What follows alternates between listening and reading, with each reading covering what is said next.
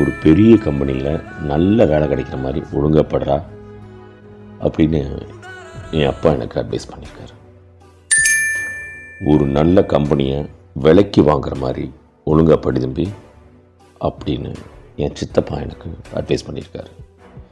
இதில் எது சரி? பணக்காரங்க மேலும் பணக்காரங்களாகிறதும், ஏழைகள் மேலும் ஏழைகளாகவே ஆகிறதும், நடுத்தர வர்க்கத்தை சார்ந்த மக்கள் கடனில் மாட்டிட்டு தத்தளிக்கிறதும், இது எல்லாத்துக்கும் காரணம் ஒன்று தான்.